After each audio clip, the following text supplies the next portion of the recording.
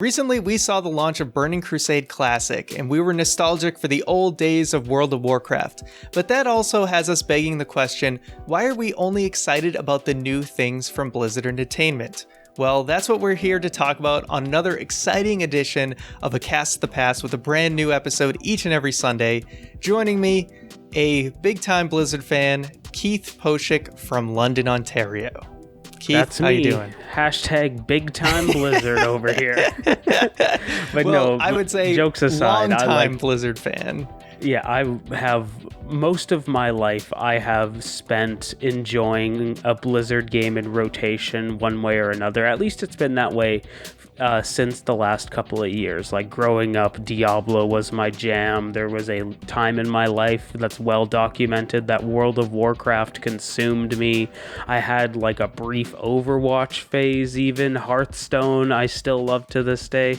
Like Blizzard has always been a staple in my gaming, the games that they make. But like you mentioned in your intro, things feel like they're changing these days, whether it be like the design philosophies or the quality that we've always expected from Blizzard. Something feels a little off these days. Absolutely. And I don't think this is even a recent thing. I think this has been a slow process that maybe has ramped up more so recently.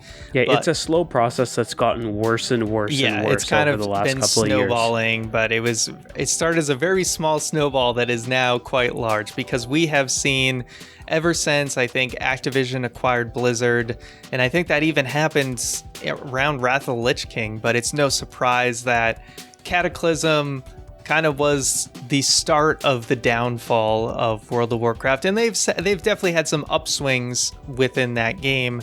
But now recently, over the past several years, we've seen a lot of the top, most recognizable figures within Blizzard have left, and we've seen even over the past 2 years, even more people leave. But a lot of big names, and they've all gone on to do their own projects. And it seems like the spirit of Blizzard has really left it, especially over the last, I would say, 2 years. And, how did this happen? When companies get acquired, things change, the visions change, and philosophies change. And I mean, we can start with World of Warcraft, because I think that's where it's an MMO. So it's going to, that's existed for how many years now? Jesus, like 2004, I think it launched. So we're getting close to 20 years. Yeah, it's crazy. And since this game has been live for almost 20 years, seeing kind of how this game has evolved and changed is really one of those signs. And I think we've kind of come into this situation that ever since Warlords of Draenor, sort of the expansions have felt a little samey to me. Like once they came up with things, or even Legion with things like world quests and mission tables and things like that, it's like, oh, the expansions almost don't feel as different, because we want to have these same mechanics. Like we always need this artifact or some sort of some sort of resource that we have to grind every expansion. Yeah, exactly. Some sort of power that you need to put into something to get stronger slowly throughout a majority, like not on like a play session, but through weeks and weeks and weeks, like a treadmill effect where you need to continuously grind away at this one task and stay subscribed, because I really think that's one of the biggest reasons why those exist, to make sure people stay subscribed, or you're going to fall behind. There's always that fear that, well, if I don't do this or I miss this for a couple of days, well, everybody else is still doing it, so now I'm behind. Yeah, and I think that's what one of the big philosophies of Blizzard recently that I think is kind of disappointing is that I think they're looking at players as numbers more than people, right? They're basically saying, oh, well, these mechanics like the resource grinds and the world quests, they keep people logging into the game. And if you look at the amount of like daily activities that you have to do in Shadowlands or what you had to do in Battle for Azeroth, it's mind-numbing. And people talked about how World of Warcraft Classic would eat away all your time. There's actually far less grinding activities you have to do in Classic. Things were just way slower in Classic, but it's a great example of the change in design philosophy, because yes, there are grinds that exist in Classic and they are quite prevalent if you play it, but it's the whole philosophy of want versus need, right? Because in Classic, I want to do those grinds. I want to sit there and grind the materials for my potions so I can get stronger. If I don't want to do it, that's fine. I can walk away from it and just go either start a new character, choose to do something else, not play World of Warcraft as an option. I don't need to do it. In the later games, in the later expansions, even just at like the ground floor of hitting max level, you need to jump on that treadmill. Like the second you hit the level cap in World of Warcraft these days, and Shadowlands being the most recent example, you start on that treadmill. You need to start going to the mall every week. You need to start doing your mythics. You need to slowly get that gear just so you can get to that point of wanting to do the grind. And even if you decide that you want to commit enough to do that hardcore raiding, now you're doing all of those grinds that you would do in Classic, albeit a little easier from those angles, on top of the grinds that you've been doing since the point that you hit max level. Even though you're a little farther along, you've progressed a little more, they're still there. So now you've just snowballed and need to do those things instead of wanting to do those things. And not to mention the fact that they, I know this is a huge problem in BFA that I think they tried to change in Shadowlands, was just the amount of RNG in the gear itself. Like if basically because they added stats, like random stats into BFA, and I think that was one of the worst decisions they ever made. And granted, like I said, they did fix things up, but I think some of the things that they kind of took away a lot of the focus on, and I know they did have, like I said, mythic dungeons and stuff, but what I really appreciated about Classic and Burning Crusade and Wrath of the Lich King was the amount of raid tiers and dungeons that they would add as the expansion went on. And then we saw in, Cataclysm and then expansions after that, things really dropped off in terms of those things, because I think they wanted to focus on all these other things. And I think they understood not everyone wants to raid, but I do feel like the kind of that content really suffered because they wanted to do all this other extremely stuff. And to the point in Warlords of Draenor, I think they just straight up cut what they were going to do. Expansion. Yeah, they gave up and turned it into Legion. I think there's quotes of them saying that, like, the stuff that we were going to end BFA with, or not BFA, Warlords of Draenor with, just became Legion. Yeah.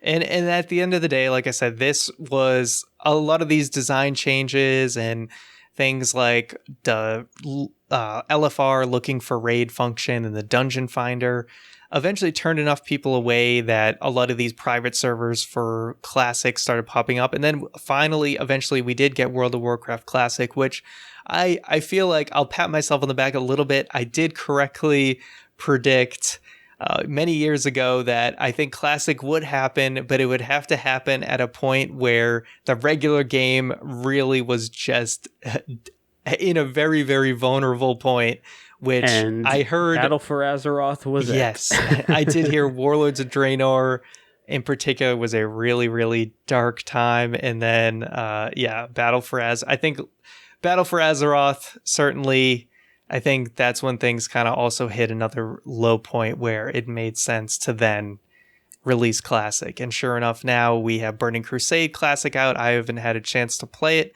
I may eventually get to it, but right now, just with everything else going on, I just really don't feel like I could dedicate the time that I would want to. I had a minute where I was going to turn on or like try out Burning Crusade Classic, because that's really the point that I started getting into WoW. Like had a character. I started playing during like the classic Nax patch, and then finally got a character to end game enough around the time that Burning Crusade came out that I was on like the same level as everyone else when it came out. So I stood in line, I got the collector's edition, got my little nether whelp, and was ready to go in BC. And that's really when I hit my stride and wanted to play WoW a lot. So I was initially pretty excited for Burning Crusade Classic, but once I started digging into what they were offering, and I think this is a great example of what the Blizzard release or design philosophy is these days, it kind of turned me away from wanting to play it, because WoW Classic, I think they were pretty fair with WoW Classic at at recreating the thing that you loved from back in the day on just an accelerated patch, like an accelerated patch timeline, and they were pretty fair with all of that. But once I started looking at buying Burning Crusade Classic, I realized that they're not doing that again, because now they're adding things into the game. The thing that really turned me off with BC Classic were the pre-orders, honestly. And I know it's kind of whatever, it's a cosmetic thing. I think they have like a limited edition mount for getting the digital deluxe edition or whatever it is of the Burning Crusade Classic, but it's a mount that wasn't in the original Burning Crusade. It's like it's a nice looking today mount, and well, that's not what you're advertising anymore. Now all of a sudden... Yeah, there was so much fever and fervor, I should say, around hashtag no changes for World of Warcraft Classic. And that, I mean, the no changes went a little too far, in my opinion. But now they're going the opposite way. And it's like store mounts and buying level boosts. And just everything that goes against the original design philosophy of Burning Crusade. And I think that is where a lot of this criticism comes from. And yeah, I'm with you. That definitely turned me off a bit. And how much they were charging for, cloning a character to the server. They ended up actually responding to that backlash by reducing the price after a number of complaints. But because like the Blizzard of old, the Blizzard that I grew up with would have been like, well, that's what you got to do. You want a character, level it. Yeah, I think enjoy our game. Yeah, the philosophy of Blizzard back then of, hey, we're going to put a lot into this raid content, into this dungeon content, and it's going to be hard and it's going to be difficult to ever get past certain parts, but if you do, you're gonna feel really accomplished. They basically had like an NES game mentality of like, the content, maybe there's not a ton of content, but the content is difficult, engaging, and challenging, that if to see the end of it takes a lot of patience and a lot of hard work. But it's worth it. Yeah, but it's worth it, and it made it feel special, and it made it so that you always were you always had that carrot on a stick that you were chasing. It wasn't just a trinket that gave you 3% or whatever boost but on your mount. even in those that was a good joke. I appreciated that carrot on a stick joke. But even in those old days, that kind of was the fun of it, because you can take that exact same design philosophy and attribute it to something like Diablo 2, where imagine if they, and maybe they might do this with the upcoming re-release, but imagine if you could just pay to get a high-end Diablo character that you can just beat the last difficulty on no problem. I think that takes a lot of the fun out of it, where 100%. My previous experience playing Diablo 2 was going through all the difficulties and slowly getting stronger, slowly getting that 3% on my raised skeleton as a necromancer, and playing the same content over and over, just slowly increasing the difficulty. I loved that loop in Diablo 3 and probably had about 500 hours of doing it growing up. And just the fact that like it's different these days now, because now you can pay to just get to the end, and I don't necessarily agree with that, especially if you're advertising that you're replicating the old experience. Yeah, isn't it funny though, after the massive success of World of Warcraft Classic that they were so hesitant to release, now we're getting a Diablo 2, and then Hearthstone. Well, don't forget. Yeah, Hearthstone even did their own. Now they have a classic mode for Hearthstone. Isn't that a little funny now that they're going back and doing that for these other But it other hasn't Blizzard always titles? been happy days, because they also did that with Warcraft 3 Reforged. Yes. And that was a disaster. Which it's like, how?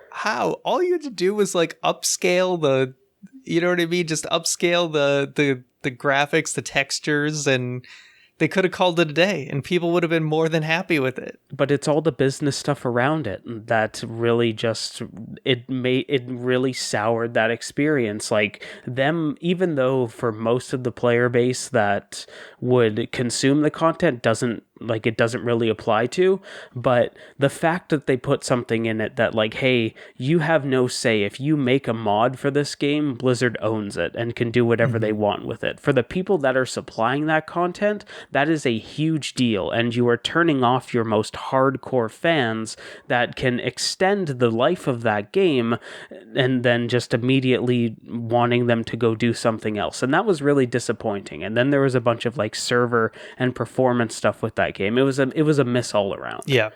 And I think that just goes again to the new Blizzard and their philosophies and how I just don't think they truly understand their audience anymore. And the low hanging fruit is obviously the whole Diablo Immortals debacle of trying to make a mobile Diablo game when it's, their audience clearly was ready for a Diablo 4, and that's what they wanted, and they were dying for new. I really want to play Diablo 4. People really want that, and the Diablo audience being very much like PC oriented gamers, the hardcore PC audience, they're not really interested in mobile games, especially, maybe if they were like, hey, Diablo 4 is coming out, and to accompany it, we have this mobile game. People might be like, okay, cool, but just not reading the room when people have been desiring this game, and then this is what you drop. Yeah, it's very much a slap in the face, because like I've tried a couple of those like PC or not those mobile phone hack and slashes. There was a Marvel one I remember playing that I don't remember the name of, and I wasn't a big fan of that experience. And I think the drop off is like crazy, because there was that Fallout Shelter game, and it's like, oh, that was fun for like a week and a half. But eventually you grow tired of having to check your phone like every couple hours to check in on something. Exactly. And especially when Diablo 4 had been announced at that point, and wanting more of that, and them being like, well, actually, here's what you get. It was very much a spit in the face. 100%. And lastly, you still are in the Hearthstone world, so I did want to kind of press you on that. I personally fell out of it just I kind of got burnt out. I was really into it for maybe 3 years, I want to say, and then just eventually my interest and the amount of money you need to put in to basically stay current, they just, that scale kind of swung the other way, where I didn't feel like the investment was worth it anymore. But I want to talk to you. I know battlegrounds are still very much a thing you're interested in, but I didn't know if you had any gauge on what is the standard competitive scene like. Do you think that the Hearthstone fan base has taken a significant hit, or do you feel like it's still very healthy?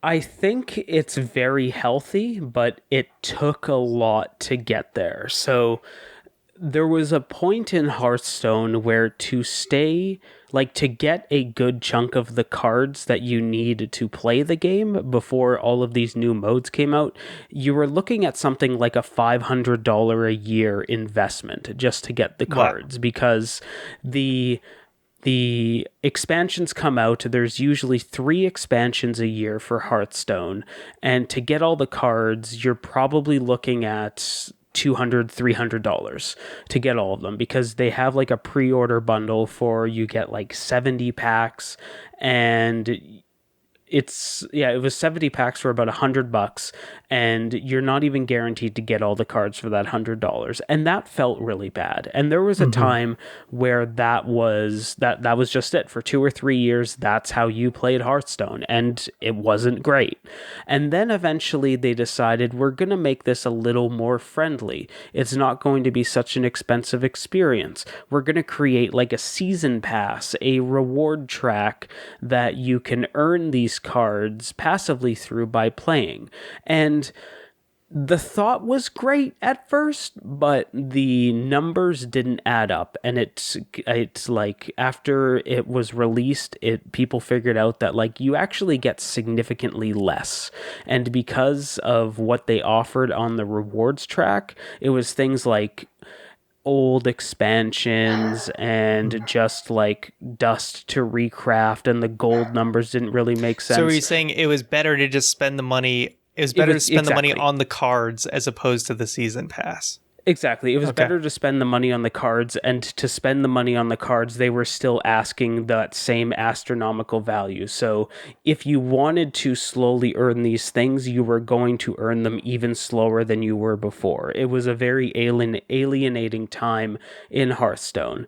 But they reacted, and I'm going to say it's better now, and probably the best it's ever been, where with the reward track you can earn easily enough to get most of the set for free, just by playing. It's like 100 levels per expansion pass, and if you get all 100 levels, you're gonna have enough to comfortably get most of the cards these days, because they've shifted more to like a cosmetic